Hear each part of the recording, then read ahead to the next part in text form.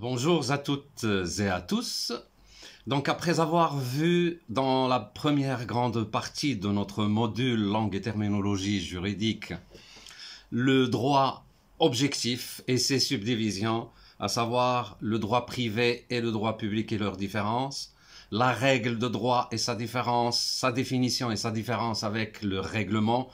Puis en troisième partie, on a vu les sources du droit marocain, à savoir les sources écrites et les sources non écrites. Et puis, on passe aujourd'hui à la deuxième grande et dernière partie de notre cours, les droits subjectifs. Les droits subjectifs désignent l'ensemble des prérogatives ou pouvoirs reconnus aux personnes par la règle de droit objectif. Donc le respect ou la reconnaissance peut être réclamé en justice. La diversité de ces droits apparaît à travers l'identification de leur titulaire dans le chapitre 1 et la détermination de leur objet dans le chapitre 2. Chapitre 1, les sujets de droit. Qu'est-ce qu'on veut dire par les sujets de droit ? Sujet de droit, ça veut dire le titulaire naturel des droits subjectifs. Premièrement, quand il a l'aptitude à avoir des droits et des obligations reconnus, a priori aux êtres humains, personnes physiques, mais également à certains groupements de personnes ou de biens qui sont érigés en personnes distinctes et autonomes, ce qu'on appelle les personnes morales, à savoir les associations, les organismes non gouvernementaux, etc. Dans la section 1, donc, on verra les personnes physiques. En tant que principaux sujets des droits subjectifs, les personnes physiques se voient reconnaître la personnalité juridique. La personnalité en soi veut dire l'aptitude à être titulaire de droits et d'obligations et de pouvoir en jouir librement. Quand est-ce commence la personnalité juridique ? À partir de quel moment l'individu acquiert-il la personnalité juridique ? La naissance d'un individu est la condition sine qua non de l'apparition de sa personnalité juridique. Pour exister, il suffit, en vertu de l'article 331 du Code de la famille, que l'enfant soit né vivant. Le point de départ de la personne juridique peut même remonter parfois jusqu'à la date de conception de l'enfant, lorsqu'elle présente un intérêt pour l'enfant, comme ce qu'on appelle la règle de l'infance conceptus. La conception de l'enfant. Deuxièmement, quand est-ce que la personnalité juridique s'éteint, c'est-à-dire l'extinction de la personnalité juridique. Comme à la naissance commence cette personnalité juridique, tout individu conservera personnalité juridique jusqu'à sa mort. Après le décès, subsistent toutefois quelques traces de la personnalité juridique. Des écrits injurieux, diffamatoires envers le décédé peuvent donner lieu à une condamnation en dommages et intérêts. Dans la section 2, on verra les personnes morales. Qu'est-ce que c'est que la définition d'une personne morale ? Les personnes morales, c'est un groupement d'un intérêt propre et doté de la personnalité juridique. Un groupement de personnes ou de biens, un groupement animé d'un intérêt propre, et puis un groupement doté de la personnalité juridique.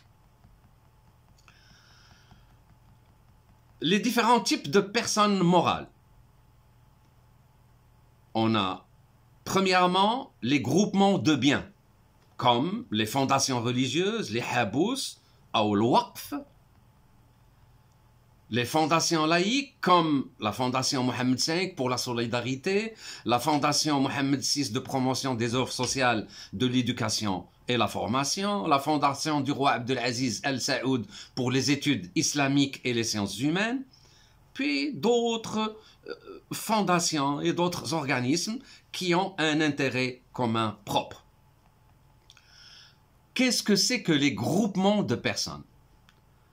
Les personnes morales de droit public, l'État, les collectivités territoriales, communes, provinces, préfectures et régions, et les offices et les établissements publics.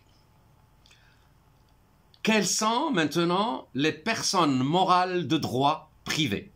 Les personnes morales à but lucratif, telles que les sociétés, et celles à but désintéressé, comme les associations, les coopératives, les mutuelles, les syndicats professionnels, etc. Alors, qu'est-ce que c'est que l'objet des droits subjectifs? Au début, on a vu les sujets du droit subjectif. Maintenant, quel est plutôt l'objet des droits subjectifs? En raison de leur diversité, les droits subjectifs seront classifiés selon l'ordre suivant. Les droits patrimoniaux et les droits extra-patrimoniaux. Secondo, les biens corporels et les biens incorporels. Tertio, les différents types de choses, les meubles et les immeubles en dernier point. Alors, quelle est la distinction des droits patrimoniaux et des droits extra-patrimoniaux? Les droits patrimoniaux font partie du patrimoine du sujet de droit. Constitués de biens évaluables en argent, droits de propriété et droits de créance, ils ont une valeur d'échange, c'est-à-dire ils peuvent être monnayés. Ils sont accessibles, transmissibles aux héritiers, saisissables par les créanciers et prescriptibles. Maintenant, les droits extra-patrimoniaux sont hors du patrimoine du sujet auquel ils sont attachés. Ils n'ont pas de valeur pécuniaire. Ces droits sont inaccessibles, intransmissibles aux héritiers, insaisissables par les créanciers et imperceptibles. Trois catégories de droits extra-patrimoniaux peuvent être identifiées comme les droits civils et politiques du citoyen, les droits de la personnalité, les droits dits de famille. En deuxième point, on verra les différents droits patrimoniaux. Les droits patrimoniaux peuvent être groupés ou regroupés en trois catégories. Les droits réels, en grand A, les droits personnels ou de créance, B, et en C, troisième point, les droits intellectuels. Les droits réels, c'est quoi au juste? Les principaux droits réels sont, et il s'agit du droit de propriété, par exemple, et ses démembrements. Le droit de propriété, le droit d'usufruit, le droit des habous, les droits d'usage et d'habitation, le droit de l'amphithéose, le droit de superficie, le droit de servitude.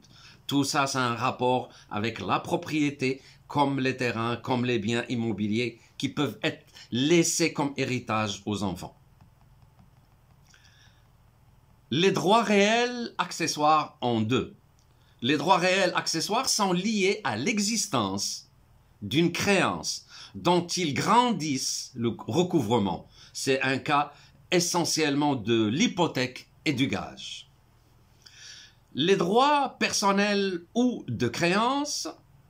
Le droit personnel ou de créance lie deux personnes. Il se définit comme le droit subjectif qu'a une personne, appelée créancier, d'exiger d'une autre personne, le débiteur, une certaine prestation. Les droits intellectuels en troisième lieu, les droits de propriété industrielle ou commerciale qui regroupent d'une part les droits sur les signes distinctifs, en particulier les marques. D'autre part, les droits sur les créations, comme les brevets d'invention, dessins, modèles, etc., comme ce qui est le cas pour les designers, pour les artistes peintres, pour les architectes, même pour les gens qui font du théâtre, les artistes de théâtre, de cinéma, etc., etc. Les droits de propriété littéraire et artistique, droits d'auteur, qui sont aujourd'hui appliqués également aux logiciels, aux bases de données et aux œuvres numériques ou multimédia. Et il existe un bureau depuis un certain nombre d'années. Maintenant, il est très actif. C'est ce qu'on appelle le bureau marocain des droits d'auteur et des droits voisins, dans lequel on traite les dossiers des artistes comme auteurs ou comme ayant droit voisin, c'est-à-dire les apparitions des artistes, leur apparition dans les séries télévisées, dans les films, dans les publicités qui passent à la télévision. Ils ont droit de toucher de l'argent quant à la diffusion de ces séries télévisées ou publicités ou autres.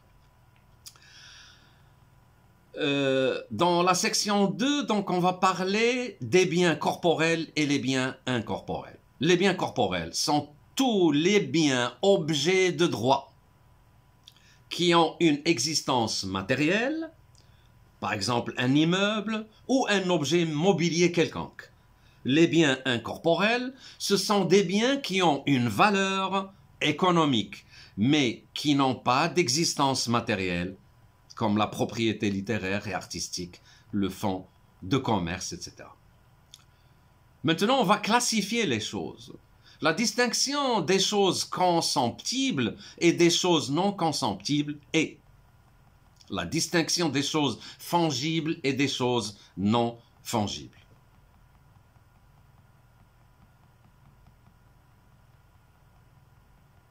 Quelle est la distinction des meubles et des immeubles? Les immeubles, la notion d'immeuble désigne la terre et tout ce qui est fixé. Elle se rapporte aux biens insusceptibles de déplacement regroupés par le législateur en 3 catégories, l'article 5 du Code foncier du 2 juin 1915. Les immeubles par nature, les immeubles par destination et ensuite les immeubles par l'objet auquel ils s'appliquent. Les meubles. Le législateur marocain reconnaît toutefois l'existence de 2 catégories de biens meubles, à savoir les meubles par nature et les meubles par anticipation.